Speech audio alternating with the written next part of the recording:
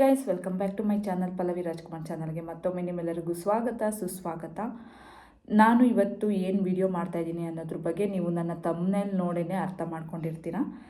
Direct ನಾನು ವಿಷಯಕ್ಕೆ ಬಂದುಬಿಡ್ತೀನಿ. ಸಮೀರ್ ಸಮೀರ್ ಮಹಮ್ಮದ್ ಅವರು ವಿಡಿಯೋ ಮಾಡಿರೋದ್ರ ಬಗ್ಗೆ ಎಲ್ಲ ಯೂಟ್ಯೂಬಲ್ಲಿ ಎಲ್ಲ ಕಡೆ ಇದೆ ಸಂಚಲನ ಮೂಡಿದೆ. ಇದ್ರ ಬಗ್ಗೆ ಇವಾಗ ಯಾಕೆ ಈ ಹುಡುಗ ಮಾತಾಡ್ದ, ಇದು 13 ವರ್ಷದಿಂದನೇ ನಡೀತಾ ಇರೋ ಕೇಸ್ನ ಇವಾಗ ಬಂದು ಈ ಮುಸಲ್ಮಾನ್ ಹುಡುಗ ಯಾಕೆ ಮಾತಾಡ್ತಾ ಇದ್ದಾನೆ ಅನ್ನೋದ್ರ ಬಗ್ಗೆ ಎಷ್ಟೊಂದು ಜನ ಅದನ್ನು ಪ್ರಶ್ನೆ ಮಾಡ್ತಾ ಇದ್ದಾರೆ. ಎಷ್ಟೊಂದು ಜನ ಯೂಟ್ಯೂಬರ್ಸ್ ಪ್ರಶ್ನೆ ಮಾಡ್ತಾ ಇದ್ದಾರೆ. ಹಾಗೆ ಎಷ್ಟೊಂದು ಜನ ಹಿಂದೂಗಳು ಕೂಡ ಇದನ್ನು ಪ್ರಶ್ನೆ ಮಾಡ್ತಾ ಇದ್ದಾರೆ. ಈ ಹುಡುಗ ಇದಕ್ಕಿಂತ ಮುಂಚೆ ಎಷ್ಟೋ ವಿಡಿಯೋಗಳನ್ನ ಮಾಡಿದ್ದಾನೆ. ಇದರ ಬಗ್ಗೆ ಅನ್ಯಾಯಗಳ ಬಗ್ಗೆ ಒಂದು ಸ್ಪಾ ವಿಡಿಯೋ ಮಾಡಿದ್ದಾನೆ, ಇನ್ನು ಮುತ್ಯನ ಬಗ್ಗೆ ವಿಡಿಯೋ ಮಾಡಿದ್ದಾನೆ. ಅದೇ ರೀತಿ ಇದು ಒಂದು ವಿಡಿಯೋ ಮಾಡಿದ್ದಾನೆ. ನಾವು ಒಂದು ಮನುಷ್ಯತ್ವದ ಪ್ರಕಾರ ಯೋಚನೆ ಮಾಡೋದಾದರೆ ಇದ್ರ ಬಗ್ಗೆನೂ ಒಂದು ವಿಡಿಯೋ ಮಾಡಿದ್ದಾನೆ. ಹಾಗೆ ಸೌಜನ್ಯನ ಪ್ರಕರಣನೇ ಯಾಕೆ ತೊಗೊಂಡು ವಿಡಿಯೋ ಮಾಡಿದ್ದಾನೆ, ಇನ್ನು ಎಷ್ಟೊಂದು ಜನ ಹುಡುಗಿರಿಗೆ ಅನ್ಯಾಯ ಆಗಿದೆ, ಈ ಥರ ಸಾವಾಗಿದೆ ಅನ್ನೋದ್ರ ಬಗ್ಗೆ ಕೇಳ್ತಾ ಇದ್ದೀರಾ. ಸೌಜನ್ಯ ಪ್ರಕರಣ ಅಂದರೆ 13 ವರ್ಷದಿಂದ ಆ ಪ್ರಕರಣಕ್ಕೆ ನ್ಯಾಯನೇ ಸಿಕ್ಕಿಲ್ಲ. ಆದ್ದರಿಂದನೇ ಇದು ಜಾಸ್ತಿ ಮುನ್ನಡೆಗೆ ಬರ್ತಾ ಇದೆ. ಇನ್ನು ಕೆಲವೊಂದು ಪ್ರಕರಣಗಳು ಇತ್ತೀಚೆಗೆ ಬಂದಿರುವಂಥದ್ದು, ಹಾಗೆ ಇನ್ನು ಕೆಲವೊಂದು ಪ್ರಕರಣಗಳಿಗೆ ನ್ಯಾಯ ಸಿಕ್ಕಿದೆ, ಅಪರಾಧಿಗಳು ಸಿಕ್ಕಿದ್ದಾರೆ, ಶಿಕ್ಷೆ ಕೂಡ ಆಗಿದೆ ಕೆಲವೊಂದು ಪ್ರಕರಣಗಳಲ್ಲಿ. ಎಲ್ಲ ಪ್ರಕರಣದಲ್ಲೂ ಅಂತ ಅಲ್ಲ, ಎಷ್ಟೋ ಪ್ರಕರಣಗಳು ಕಣ್ಮರೆಯಾಗಿದೆ. ಕಣ್ಣು ಮುಂದೆ ಅಂದರೆ ಪ್ರಕರಣಗಳು ನಡೆದ್ರೂ ಅದನ್ನು ಅವ್ರ ಪೇರೆಂಟ್ಸ್ಗಳಾಗಲಿ ಯಾರಾಗಲಿ ಅದನ್ನು ಮುಂದೆ ತೊಗೊಂಡು ಬಂದಿಲ್ಲ. ಅದು ಕೇಸ್ ಮಾಡಬೇಕು, ನಾವು ಹೋರಾಡಬೇಕು ಅಂತ ಬರೋದೇ ಇಲ್ಲ. ಯಾಕಂದರೆ ಭಯ. ಕಾನೂನಲ್ಲಿ ನಮಗೆ ಹೋರಾಡ್ತೀವಿ ಅಂತ ಹೋದರೆ ವರ್ಷಗಳು ಉರುಳೋಗುತ್ತೆ. ಆದರೆ ನ್ಯಾಯನೇ ಸಿಗೋದಿಲ್ಲ, ನಿಜವಾಗ್ಲೂ ಸಿಗೋದಿಲ್ಲ. ಈ ಕಾನೂನು ವ್ಯವಸ್ಥೆನೇ ಆ ರೀತಿ ಇದೆ. ಕಾನೂನು ವ್ಯವಸ್ಥೆಯಲ್ಲಿ ನಿಜವಾಗಿ ಜನಸಾಮಾನ್ಯರು ಹೋಗಿ ನ್ಯಾಯ ಕೇಳಿದ್ರೆ ನ್ಯಾಯ ಸಿಗೋದಿಲ್ಲ. ದುಡ್ಡಿದ್ದವನಿಗೆ ನ್ಯಾಯ ಸಿಗುತ್ತೆ. ನೀನು ದುಡ್ಡಿಲ್ದೇ ಹೋರಾಡ್ತೀನಿ, ನಾನೇನು ಮಾಡ್ತೀನಿ ಅಂದರೆ ಯಾರೊಬ್ಬಂಗೂ ದುಡ್ಡಿದ್ರೆ ನಿಮಗೆ ನ್ಯಾಯ ಸಿಗುತ್ತೆ, ಇಲ್ಲ ಅಂದರೆ ಖಂಡಿತವಾಗೂ ನ್ಯಾಯ ಸಿಗಲ್ಲ. ಜನಸಾಮಾನ್ಯರಿಗೆ ನ್ಯಾಯನೇ ಇಲ್ಲ. ಏನಾದರೂ ಒಂದು ನ್ಯಾಯ ಕೇಳಿದ್ರೆ ನೀನು ವರ್ಷಗಟ್ಟಲೆ ನ್ಯಾಯ ಅಂತ ಸುತ್ತಾಡಬೇಕು, ಅಷ್ಟೇ ಬಿಟ್ಟರೆ ನೀನೇನು ಯಾವುದಕ್ಕೂ ನ್ಯಾಯ ಸಿಗಲ್ಲ ಗುರು. ಎಲ್ಲೂ ನ್ಯಾಯ ಸಿಗಲ್ಲ. ನೀನು ಎಷ್ಟು ಇಲ್ಲ ದುಡ್ಡು ಕೊಡಬೇಕು, ಈ ಕೆಲಸ ಮಾಡಿಸ್ಕೋಬೇಕು, ಇಲ್ಲಿ ಈ ಥರ ಮಾಡ್ತಾಯಿದ್ದಾರೆ, ಅದಕ್ಕೆ ನಮಗೆ ನ್ಯಾಯ ಇಲ್ವಾ, ಅಲ್ಲಿ ಈ ಥರ ಮಾಡ್ತಾಯಿದ್ದಾರೆ, ನಾವು ಅಲ್ಲಿ ಪೊಲೀಸ್ ಕಂಪ್ಲೇಂಟ್ ಕೊಡೋಕ್ಕಾಗಲ್ವಾ ಅಂದರೆ ಪೊಲೀಸ್ ಕಂಪ್ಲೇಂಟ್ ಹೋದ್ರೆ ದುಡ್ಡು ಯಾರು ಕೊಡ್ತಾನೆ, ಅವನ ಕಡೆ ನ್ಯಾಯ ಹೇಳ್ತಾನೆ. ಅದೇ ಥರ ಆಗಿಬಿಟ್ಟಿದೆ. ಪೂರ್ತಿ ವ್ಯವಸ್ಥೆನೇ ಈ ರೀತಿ ಆಗಿಬಿಟ್ಟಿರೋವಾಗ ನೀವು ನ್ಯಾಯ ಎಲ್ಲಿದೆ ಅಂತ ಹುಡುಕ್ತೀರಾ? ಒಂದು ಹುಡುಗಿ ಮೇಲೆ ಈ ಥರ ಅತ್ಯಾಚಾರ ಆಗಿದೆ, ಈ ಥರ ಅತ್ಯಾಚಾರ ಆಗಿ ಅವ್ರ ಫ್ಯಾಮಿಲಿ ಸಫರ್ ಮಾಡ್ತಾ ಇದ್ದಾರೆ, 13 ವರ್ಷದಿಂದ ಹೋರಾಡ್ತಾ ಇದ್ದಾರೆ. ಅದ್ರ ಬಗ್ಗೆ ಒಂದು ಸುಳಿವು ಕೂಡ ಸಿಕ್ಕಿಲ್ಲ ಅಂದರೆ ನೀವೇ ಯೋಚನೆ ಮಾಡಿ ಎಷ್ಟು ಹದಗೆಟ್ಟಿದೆ ನಮ್ಮ ಕಾನೂನು ಅಂತ. ಅದೇ ಒಂದು ನಿರಪರಾಧಿರನ್ನು ಕರ್ಕೊಂಡೋಗಿ ಏನು ಶಿಕ್ಷೆ ಕೊಟ್ಟಿದ್ದಾರೆ. 4-5 ವರ್ಷದಿಂದ ಅವನು ಜೈಲಲ್ಲೇ ಇದ್ದಾನೆ. ಇದ್ರ ಬಗ್ಗೆ ಇವಾಗ ನಮ್ಮ ಕಾನೂನು ಪ್ರಕಾರ ಏನು ಅಂದರೆ, ಒಬ್ಬ ಅಪರಾಧಿಗೆ ಶಿಕ್ಷೆ ಆಗದೇ ಇದ್ರೂ ಪರವಾಗಿಲ್ಲ, ಒಬ್ಬ ನಿರಪರಾಧಿಗೆ ಶಿಕ್ಷೆ ಆಗಬಾರ್ದು. ಒಬ್ಬ ನಿರಪರಾಧಿಗೆ ಶಿಕ್ಷೆ ಆಗಬಾರ್ದು ಅಂತ ಹೇಳ್ತಾರೆ. ಆದರೆ ನೋಡಿದ್ರೆ ಈಗ 4-5 ವರ್ಷದಿಂದ ಒಬ್ಬ ನಿರಪರಾಧಿ ಹೋಗಿ ಶಿಕ್ಷೆ ಅನುಭವಿಸಿದ್ದಾನೆ. 4-5 ವರ್ಷದಿಂದ ಹಿಂಗೆ ಅನುಭವಿಸಿದಾನಲ್ಲ, ಅದಕ್ಕೆ ಯಾರು ನ್ಯಾಯ ಕೊಡ್ತಾರೆ? ಅದಕ್ಕೆ ವಿಟ್ನೆಸ್ಸೇ ಇಲ್ಲ, ಅದಕ್ಕೊಂದು ಏನು ಸಾಕ್ಷಿಗಳೇ ಇಲ್ಲ. ಹೆಂಗೆ ನೀವು 5 ವರ್ಷ ನೀವು ಜೈಲಲ್ಲಿ ಇಟ್ಟಿದ್ರಿ, ಅವ್ರಿಗೆ ಶಿಕ್ಷೆ ಕೊಟ್ರಿ? ಅದಕ್ಕೆ ಬೆಲೆನೇ ಇಲ್ವಾ? ಬಡವ್ರಿಗೇನು ಬೆಲೆನೇ ಇಲ್ವಾ? ಹಂಗಾದರೆ ಇದನ್ನೇ ಕೇಳ್ತಾ ಇರೋದು. ಈಗ ಆ ವಿಚಾರಗಳೆಲ್ಲ ಒಂದು ಪಕ್ಕಕ್ಕಿಟ್ಟಾದಮೇಲೆ ಈ ಸೌಜನ್ಯ ಕೇಸ್ ಬಗ್ಗೆ ಒಂದು ಜನಸಾಮಾನ್ಯರು ಯಾರಾದರೂ ಒಬ್ಬ ಸಾಮಾನ್ಯ ವ್ಯಕ್ತಿ ಮಾಡಿದರೆ ಇಷ್ಟರಲ್ಲಿ ಸಿಗಾಕೊಂಡು ಅವನ್ನ ಆರಾಮಾಗಿ ಜೈಲಿಗೆ ಹಾಕ್ತಾಯಿದ್ರು. ಈ ಸಾಕ್ಷ್ಯನಾಶ, ಈ ಸಾಕ್ಷಿಗಳನ್ನೆಲ್ಲ ಯಾರು ನಾಶ ಮಾಡ್ತಿದ್ರು? ಯಾರ ಕೈಲಿ ಆಗ್ತಿತ್ತು? ಒಂದು ಜನಸಾಮಾನ್ಯ ಯಾರೋ ಒಬ್ಬ ಆಗಿದ್ರೆ ಈ ಸಾಕ್ಷಿ ಎಲ್ಲನೂ ಯಾರು ನಾಶ ಮಾಡ್ತಾಯಿದ್ರು? ಜನಸಾಮಾನ್ಯಗೆ ಅಷ್ಟೊಂದು ಪವರ್ ಇರಲ್ಲ. ಪೊಲೀಸ್ಗೆ ಕೊಟ್ಟಿರೋ ಅದನ್ನು ನಾಶ ಮಾಡಬೇಕು ಅಷ್ಟೊಂದು ದುಡ್ಡು ಇರೋದೇ ಇಲ್ಲ. ಆರಾಮಾಗಿ ಅವ್ನು ಸಿಗಾಕೋತಾ ಇದ್ದ. ಈ ಸಾಕ್ಷಿ ನಾಶ ಯಾಕೆ ಆಗ್ತಿದೆ? ಇಷ್ಟು ವರ್ಷದಿಂದ ಯಾಕೆ ಅಪರಾಧಿ ಸಿಗ್ತಾ ಇಲ್ಲ? ಈ ಥರ ಮುನ್ನೋಡ್ಕೊಂಡು ಹೋಗ್ತಾರದು ಯಾಕೆ? ಸಾಕ್ಷಿ ಯಾಕೆ ಸಿಕ್ಕಲಿಲ್ಲ? ಎಷ್ಟೊಂದು ಅವಕಾಶಗಳಿತ್ತು ಸಾಕ್ಷಿಗಳು ಸಿಗೋದಕ್ಕೆ. ಈಗ ವರ್ಷಗಳು ಉರುಳೋಗಿದೆ, ಸಾಕ್ಷಿ ನಾಶ ಆಗೋಗಿದೆ, ಇವಾಗ ಏನೂ ಮಾಡೋಕ್ಕಾಗಲ್ಲ ಅಂತ ಅವ್ರು ಆರಾಮಾಗಿದ್ದಾರೆ. ಆದರೆ ಇಲ್ಲಿ ಜನಗಳು ಒಡೆದಾಡ್ಕೊಂಡು ಸಾಯ್ತಾ ಇದ್ದಾರೆ. ಧರ್ಮ ಧರ್ಮ ಧರ್ಮ ಧರ್ಮ. ಮನುಷ್ಯ ಜಾತಿಲಿ ಇರೋದು ಎರಡೇ ಜಾತಿ, ಗಂಡು ಹೆಣ್ಣು, ಎರಡೇ ಜಾತಿ. ಇದರಲ್ಲಿ ಮನುಷ್ಯ ಹುಟ್ಟಾಕೊಂಡಿರೋದು ನಾನು ಮುಸಲ್ಮಾನ, ನಾನು ಕ್ರೈಸ್ತ, ನಾನು ಹಿಂದೂ, ಈ ಥರ ಹುಟ್ಟಾಕೊಂಡ್ಬಿಟ್ಟು ಯಾರೋ ಒಬ್ಬ ವಿಡಿಯೋ ಮಾಡಿದ್ದಾನೆ, ಹಿಂದೂ ಹುಡುಗಿ ಬಗ್ಗೆ ವಿಡಿಯೋ ಮಾಡಿದ್ದಾನೆ, ಓಕೆ. ಆದರೆ ಅದು ಪ್ರಕರಣ ಸತ್ಯನೇ ತಾನೇ? ಅದರ ವಿಡಿಯೋದಲ್ಲಿ ಹೇಳಿರೋದೆಲ್ಲ ಸತ್ಯನೇ ತಾನೇ? ಎಲ್ಲರಿಗೂ ಗೊತ್ತಿರೋ ವಿಚಾರನೇ. ಎಲ್ಲ ಆ ಸಾಕ್ಷಿ ನಾಶ ಮಾಡಿರೋದು ಈ ಸೌಜನ್ಯ ಕೇಸ್ ಅಲ್ಲ, ಸೌಜನ್ಯ ಕೇಸ್ ಒಂದೇ ಅಲ್ಲ ಅಂತ ಎಷ್ಟೋ ಕೇಸ್ಗಳು, ಅತ್ಯಾಚಾರದ ಕೇಸ್ಗಳು, ಕೊಲೆ ಕೇಸ್ಗಳು ಎಷ್ಟೊಂದು ಆ ಸ್ಥಳದಲ್ಲಿ ನಡೆದಿರೋದ್ರಿಂದ ಅದ್ರ ಬಗ್ಗೆ ಹೇಳಿದ್ದಾನೆ. ಅದರಲ್ಲಿ ಒಂದು ಸುಳ್ಳು ಇಲ್ಲ, ಒಂದು ಅವನು ಹುಟ್ಟಾಕೊಂಡು ಹೇಳಿರೋಂಥದ್ದಲ್ಲ. ಅದರಲ್ಲಿ ಸತ್ಯ ಇದೆ. ಅವನೇನು ಮಾಡಿರೋದ್ರೂ ಒಂದು ಪ್ರೂಫ್ ಇಟ್ಕೊಂಡು ವಿಡಿಯೋ ಮಾಡಿದ್ದಾನೆ. ಅದ್ರ ಬಗ್ಗೆ ಅಪ್ರಿಷಿಯೇಟ್ ಮಾಡೋಣ. ಅದ್ರ ಬಗ್ಗೆ ಅಪ್ರಿಷಿಯೇಟ್ ಮಾಡಬೇಕು, ಎಲ್ಲ ಅಪ್ರಿಷಿಯೇಟ್ ಮಾಡ್ತಾ ಇದ್ದಾರೆ. ಅದರಲ್ಲಿ ಹಿಂದೂ ಹುಡುಗ, ಮುಸಲ್ಮಾನ್ ಹುಡುಗ ಅನ್ನೋದ್ರಲ್ಲಿ ಏನೂ ಒಂದು ಡಿಫ್ರೆನ್ಸ್ ಇಲ್ಲ. ಅವನು ಏನು ಉದ್ದೇಶ ಇಟ್ಕೊಂಡು ವಿಡಿಯೋ ಮಾಡಿದ್ದಾನೆ ಅಂತ ಯಾರಿಗೂ ಗೊತ್ತಿಲ್ಲ. ಆದರೆ ಅವನು ಹೇಳಿರೋದೆಲ್ಲ ಸತ್ಯ, ಅಂಡ್ ಸಂಚಲನ ಮೂಡಿರೋದು ಸತ್ಯ. 13 ವರ್ಷದಿಂದ ಇದು ನಡೀತಾನೇ ಇದೆ. ಪ್ರತಿ ವರ್ಷ ಇದ್ರ ಬಗ್ಗೆ, ಸೌಜನ್ಯ ಪ್ರಕರಣದ ಬಗ್ಗೆ ಎಲ್ಲರೂ ಮಾತಾಡ್ತಾ ಇದ್ದಾರೆ. ಹೋರಾಟ ನಡೀತಾನೇ ಇದೆ. ಆದರೆ ಎಷ್ಟು ಹೋರಾಟ ಮಾಡಿದ್ರೂ ಇದಕ್ಕೆ ನ್ಯಾಯ ಸಿಗ್ತಾ ಇಲ್ಲ. ಯಾಕೆ ಅಂದರೆ ನಮ್ಮ ನ್ಯಾಯ ವ್ಯವಸ್ಥೆನೇ ಸರಿ ಇಲ್ಲ. ಎಲ್ಲರಿಗೂ ಗೊತ್ತು, ಎಲ್ಲ ಜನಸಾಮಾನ್ಯರಿಗೂ ಗೊತ್ತು ನಮ್ಮ ದೇಶದ ನ್ಯಾಯ ವ್ಯವಸ್ಥೆ ಸರಿ ಇಲ್ಲ ಅಂತ. ಗೊತ್ತಿದ್ದು ಜನಗಳು ಇದೇ ರೀತಿಯೇ ಮಾತಾಡೋದು. ಆಮೇಲೆ ಅದ್ರ ಬಗ್ಗೆ, ಸೌಜನ್ಯ ಕೇಸ್ ಬಗ್ಗೆ, ಸೌಜನ್ಯ ಅವಳಿಗಾಗಿರೋ ಅನ್ಯಾಯದ ಬಗ್ಗೆ ನಾನು ಒಂದು ಹೆಣ್ಣಾಗಿ ನನ್ನ ಕಣ್ಣಲ್ಲಿ ನಿಜವಾಗ್ಲೂ ಕಣ್ಣೀರು ಬಂತು ಆ ವಿಷಯದ.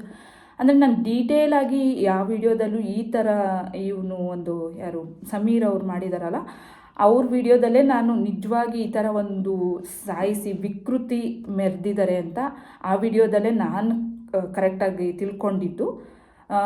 ಸೌಜನ್ಯ ಪ್ರಕರಣ, ಅತ್ಯಾಚಾರ ನಡೆದಿದೆ, ಇದೆಲ್ಲ ಒಂದು ಸುಮಾರು ವರ್ಷಗಳಿಂದ ನಡೀತಾನೇ ಇದೆ. ಇದೊಂದು ಸೌಜನ್ಯ ಕೇಸ್ ಒಂದೇ ಅಲ್ಲ, ಈ ಥರ ಎಷ್ಟೋ ಕೇಸ್ಗಳು ಮುನ್ನೆಲೆಗೆ ಬಂದಿಲ್ಲ. ಅದ್ರ ಬಗ್ಗೆ ನಾನು ಹೇಳ್ತೀನಿ, ಮುನ್ನೆಲೆಗೆ ಬಂದಿಲ್ಲ. ಆದರೆ ಎಲ್ಲ ಕೇಸ್ಗಳನ್ನೂ ನಾವು ಹೋರಾಟ ನಡೆಸೋಕ್ಕಾಗಲ್ಲ. ಯಾಕಂದರೆ ಒಂದೊಂದು ಕೇಸ್ಗಳು ನಡೀತಾ ಇದೆ, ಇನ್ನು ಕಾನೂನಲ್ಲಿ ಇದರಲ್ಲಿ ನಡೀತಾ ಇದೆ. ಇದು 13 ವರ್ಷದಿಂದ ಇದಕ್ಕೆ ಒಂದು ನ್ಯಾಯನೇ ಸಿಕ್ಕಿಲ್ಲ ಅಂತ ಹೋರಾಡ್ತಾ ಇದ್ದಾರೆ. ಅದು ಏನು ಅಂದರೆ, ಒಂದು ಪ್ರಭಾವಿ ವ್ಯಕ್ತಿ ಈ ಥರದ್ದು ಒಂದ್ರ ಮೇಲೆ ಒಂದು ಅನ್ಯಾಯ ಮಾಡ್ತಾನೇ ಇದ್ದಾರೆ. ಆದರೆ ನ್ಯಾಯ ಸಿಗ್ತಾ ಇಲ್ಲ. ಯಾಕೆ ಅಂತ ಹೋರಾಡ್ತಾ ಇರೋದು ಅವರು. ಸುಮ್ಮನೆ ಒಬ್ಬ ಪ್ರಭಾವಿ ವ್ಯಕ್ತಿ ಮೇಲೆ ಹೋಗಿ ಯಾರೂ ಆ ಥರ ಹೇಳೋಕ್ಕಾಗಲ್ಲ. ಸಾಕ್ಷ್ಯಗಳಿಲ್ದೇ, ಯಾರೂ ಅನ್ಯಾಯ ಮಾಡ್ದೇ ಅದು ಹೇಳೋಕ್ಕಾಗೋದೇ ಇಲ್ಲ. ಈ ಸಾಕ್ಷಿ ನಾಶ ಮಾಡಿದ್ದಾದರೂ ಯಾಕೆ? ಈ ಯಾರೋ ಒಬ್ಬರು ವಿಡಿಯೋ ಮಾಡಿದ್ರು, ಯಾರೋ ಒಬ್ಬ ನ್ಯೂಸ್ ಚಾನಲಲ್ಲಿ ಈ ಥರ ಅವನು ಹಂಗೆ ಹೇಳ್ದ. ಮತ್ತು ನೀವೇನು ತಪ್ಪು ಮಾಡಿಲ್ಲ ಅಂದಿದ್ಮೇಲೆ, ನೀವೇನು ತಪ್ಪೇ ಮಾಡಿಲ್ಲ ಅಂದಮೇಲೆ ಯಾಕೆ ಈ ಸಾಕ್ಷಿ ಎಲ್ಲನೂ ನಾಶ ಮಾಡ್ತಾಯಿದ್ದೀರಾ? ನ್ಯೂಸ್ ಚಾನಲ್ ಮೇಲೆ ಯಾಕೆ ಕಂಪ್ಲೇಂಟ್ ಕೊಡ್ತೀರಾ? ಈ ಯೂಟ್ಯೂಬರ್ ಮೇಲೆ ಯಾಕೆ ಕಂಪ್ಲೇಂಟ್ ಕೊಡ್ತೀರಾ? ಧೈರ್ಯವಾಗಿ ಮಾತಾಡಿ, ನೀವು ಹೋರಾಡಿ. ನಿಮ್ಮ ಊರಲ್ಲೇ ನಡೆದಿರೋಂಥ ಪ್ರಕರಣ, ನೀವು ಬಂದು ಈ ಹೋರಾಟದಲ್ಲಿ ತೊಡಗಿ. ಹೇಳ್ಕೊಳ್ಳೋಕ್ಕೆ ದೊಡ್ಡ ಮನುಷ್ಯ ಅನ್ಸ್ಕೊಳ್ಳೋದಲ್ಲ. ನೀವೇನು ತಪ್ಪು ಮಾಡಿಲ್ಲ ಅಂದಮೇಲೆ ಆ ಹೋರಾಟದಲ್ಲಿ ನೀವು ಇಳಿದು ನಿಮ್ಮ ಊರಿನ ಒಂದು ಹುಡುಗಿಗೆ ನಿಮ್ಮ ಊರಿನ ನ್ಯಾಯ ಕೊಡಿಸ್ಬೇಕಾಗಿರೋದು ಕರ್ತವ್ಯ ನಿಮ್ಮದೇ ಆಗಿರುತ್ತೆ. ಹಂಗಂದಮೇಲೆ ನೀವು ಇಲ್ಲಿ ಯೋಚನೆ ಮಾಡಿ, ಜನಗಳಾಗಿ ಯೋಚನೆ ಮಾಡಿ, ನೀವು ಯಾರನ್ನ ಬೆಳೆಸ್ತಾ ಇದ್ದೀರಾ ಹೆಂಗೆ ಅಂತ.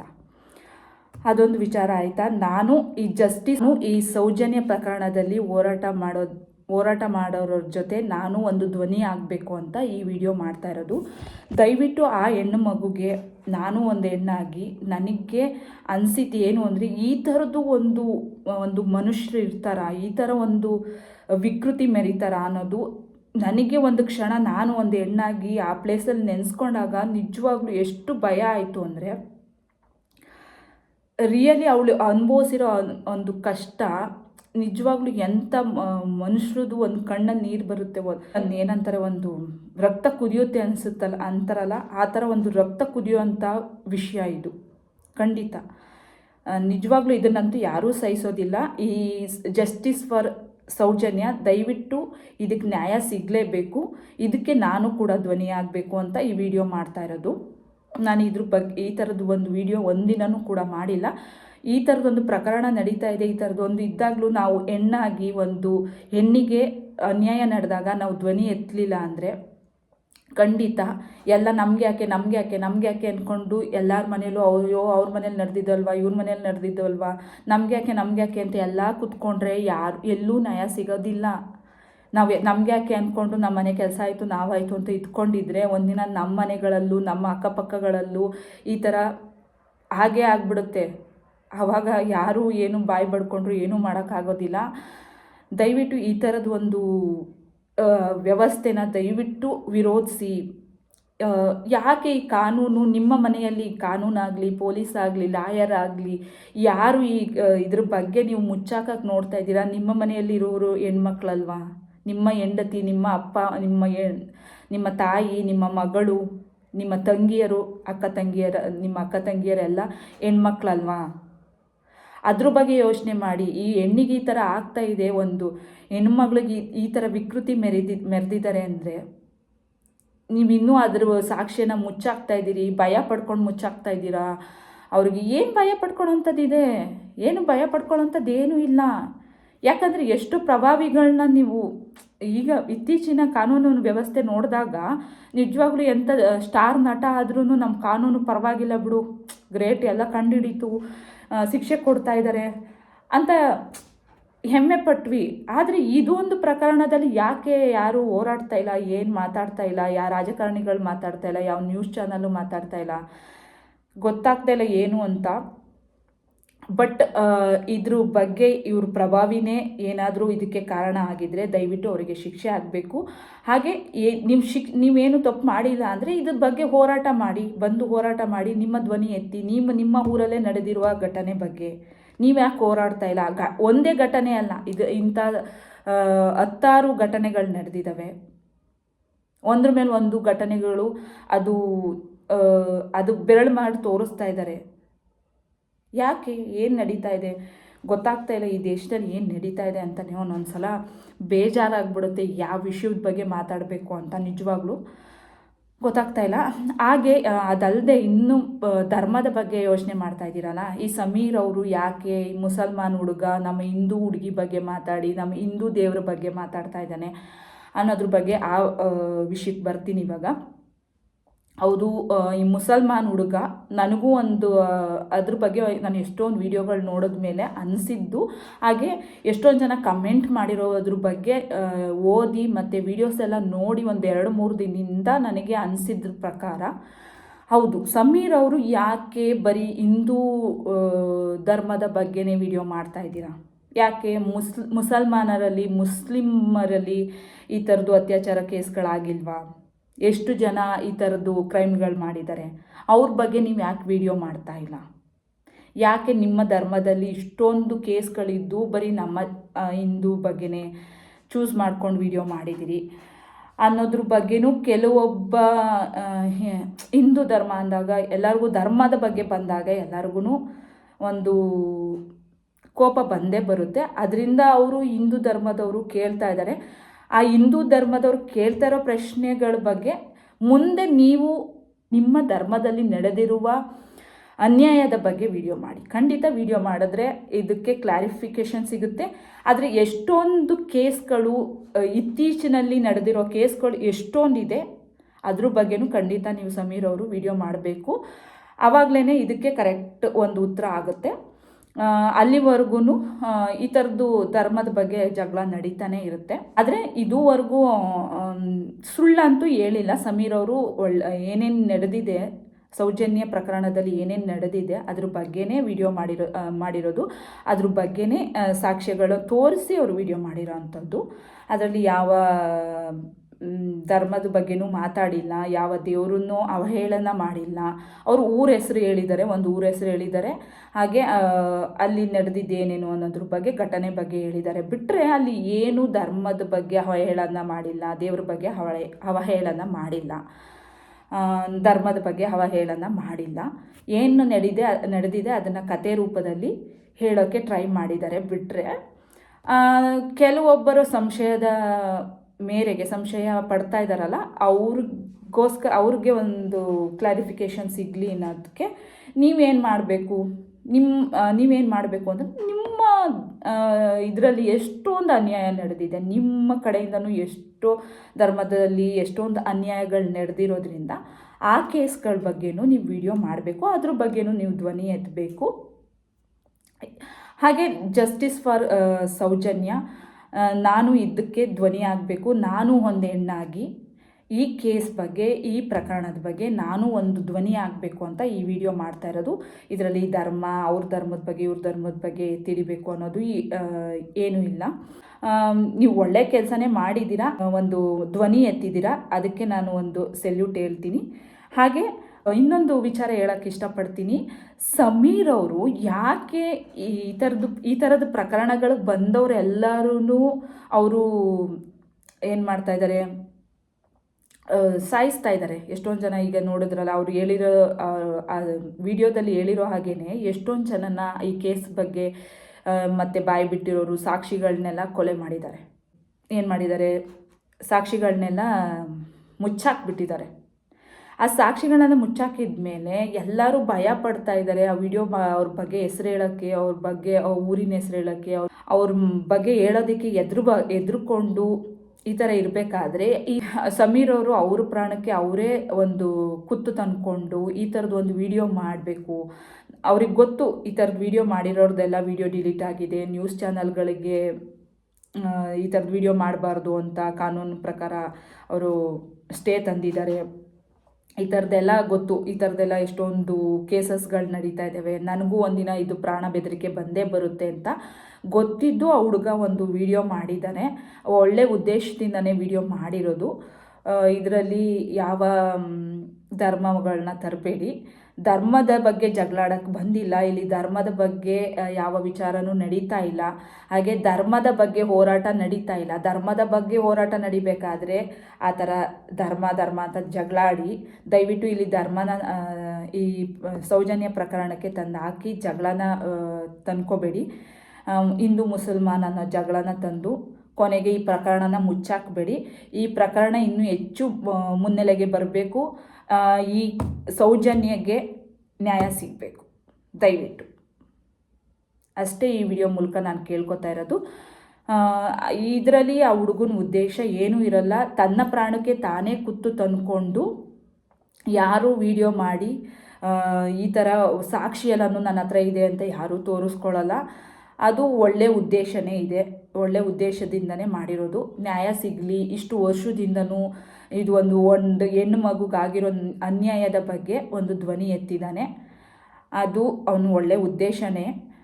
ನಾವು ಯೋಚನೆ ಮಾಡೋದ್ರ ಬಗ್ಗೆ ನಾವು ಯೋಚನೆ ಮಾಡೋದು ಒಳ್ಳೆಯದಾಗಿದ್ದರೆ ಒಳ್ಳೆ ಥರನೇ ಅನಿಸುತ್ತೆ. ನಾವು ಯೋಚನೆ ಮಾಡೋದು ಡಿಫ್ರೆಂಟಾಗಿ ಯೋಚನೆ ಮಾಡ್ಕೊಂಡು ಹೋದರೆ ಧರ್ಮ ಜಾತಿ ಆ ಥರ ಬರುತ್ತೆ. ಆದರೆ ಸಮೀರ್ ಅವ್ರನ್ನ ಈ ಮೂಲಕ ನಾನು ಕೇಳ್ಕೊಳ್ಳೋದು, ದಯವಿಟ್ಟು ನಿಮ್ಮ ಧರ್ಮದಲ್ಲೂ ಎಷ್ಟೊಂದು ಜನ ಅನ್ಯಾಯ ಮಾಡಿದ್ದಾರೆ, ಅವ್ರ ಬಗ್ಗೆನೂ ಖಂಡಿತ ವಿಡಿಯೋ ಮಾಡಿ. ಅಲ್ಲಿವರೆಗೂ ಈ ಏನಂತ ಧರ್ಮದ ಬಗ್ಗೆ ನಿಜವಾಗ್ಲೂ ನಿಮ್ಮ ಮೇಲೆ ಕೆಟ್ಟ ಹೆಸರು ಬರುತ್ತೆ ಸಮೀರ್ ಅವರೇ. ಅದಕ್ಕೋಸ್ಕರ ನಾನು ಕೇಳ್ಕೊತಾ ಇರೋದು. ಬರೀ ನಮ್ಮ ಹಿಂದೂ ಧರ್ಮದ ಬಗ್ಗೆ ಅಲ್ಲಿ ನಡೆದು ದೇವಸ್ಥಾನದ್ದು ಅದು ಇದು ಅದ್ರ ಬಗ್ಗೆನೂ ಮಾಡಿದ್ದೀರಾ, ಒಳ್ಳೆಯದೇ. ಅದ್ರ ಬಗ್ಗೆ ಮಾಡಬಾರ್ದು ಅಂತ ಏನೂ ನಾನು ಹೇಳ್ತಾ ಇಲ್ಲ. ಆದರೆ ನೀವು ನಿಮ್ಮ ಕಡೆ ಏನು ನಡೆದಿದೆ, ಎಷ್ಟೊಂದು ಅನ್ಯಾಯಗಳಾಗಿದೆ, ಅದ್ರ ಬಗ್ಗೆನೂ ನೀವು ಅಲ್ಲಿ ಅತ್ಯಾಚಾರಗಳಾಗಿದೆ ನಿಮ್ಮ ಕಡೆ ಧರ್ಮದವ್ರದ್ದು, ಅದನ್ನು ಇತ್ತೀಚೆಗೆ ನಡೆದಿರೋವಂಥದ್ದು, ಅದ್ರ ಬಗ್ಗೆನೂ ನೀವು ನ್ಯೂಸ್ ಮಾಡಿ ಆ್ಯಂಡ್ ಅದ್ರ ಬಗ್ಗೆನೂ ಧ್ವನಿ ಎತ್ತಿ ಅವ್ರಿಗೂ ನ್ಯಾಯ ಸಿಗಬೇಕು. ಅಷ್ಟೇ ಇದ್ರ ಮೂಲಕ ನಾನು ಕೇಳ್ಕೊತಾ ಇರೋದು. ಇಲ್ಲಿ ಯಾರ ಹೆಸರನ್ನ ಬಳಸೋ ಹಾಗಿಲ್ಲ. ಪರ್ಸ್ನಲಿ ಅವ್ರನ್ನ ಯಾರೂ ಇದು ಮಾಡೋ ಹಂಗಿಲ್ಲ, ಯಾಕಂದರೆ ಅವರು ಇನ್ನೂ ಅಪರಾಧಿ ಅನ್ನಿಸ್ಕೊಂಡಿರೋದಿಲ್ಲ. ಹಾಗೆ ಯೂಟ್ಯೂಬಲ್ಲಿ ಯಾರ ಒಬ್ಬ ಪರ್ಸ್ನಲ್ ಡೀಟೇಲ್ಸ್ನ ನಾವಿಲ್ಲಿ ಮಾತಾಡೋ ಹಂಗಿಲ್ಲ. ಅದಕ್ಕೋಸ್ಕರ ನಾನು ಹೆಸ್ರುಗಳ್ನ ಜಾಸ್ತಿ ನಾನು ಯಾರನ್ನೂ ತೊಗೋತಾ ಇಲ್ಲ. ಆದರೆ ದಯವಿಟ್ಟು ಜಸ್ಟಿಸ್ ಫಾರ್ ಸೌಜನ್ಯ ನನ್ನ ಒಂದು ಧ್ವನಿ ಇರಲಿ. ಹಾಗೆ ನಾನು ಇದಕ್ಕೆ ಹೋರಾಟದಲ್ಲಿ ನಾನು ಕೂಡ ಕೈ ಜೋಡಿಸ್ತೀನಿ. ದಯವಿಟ್ಟು ಜಸ್ಟಿಸ್ ಫಾರ್ ಸೌಜನ್ಯ ನ್ಯಾಯ ಸಿಗಲಿ. ಈ ಹೋರಾಟಕ್ಕೆ ನಿಮ್ಮ ಕೈ ಜೋಡಿಸಿ. ಹಾಗೆ ಕಮೆಂಟ್ ಮೂಲಕ ನಿಮ್ಮ ಒಂದು ಹೋರಾಟದ ಬಗ್ಗೆ ಕಮೆಂಟ್ ಮೂಲಕ ತಿಳಿಸಿ. ಈ ವಿಡಿಯೋ ಬಗ್ಗೆ ನಿಮ್ಗೆ ಏನು ಅನಿಸುತ್ತೆ ಅನ್ನೋದ್ರ ಬಗ್ಗೆ ನೀವು ನನ್ನ ಕಮೆಂಟ್ನಲ್ಲಿ ತಿಳಿಸ್ಬೋದು. ಇನ್ನೂ ಏನಾದರೂ ಕ್ವಶನ್ ಇದ್ದರೆ ನೀವು ಅಲ್ಲಿ ಕೇಳ್ಬೋದು, ಅಲ್ಲಿ ನಾನು ಆನ್ಸರ್ ಮಾಡ್ತೀನಿ. ಇಲ್ಲ ಮತ್ತೊಂದು ವಿಡಿಯೋದೊಂದಿಗೆ ಬರ್ತೀನಿ. ಅಲ್ಲಿವರೆಗೂ ಟಾಟಾ ಬಾಯ್, ನಮಸ್ತೆ.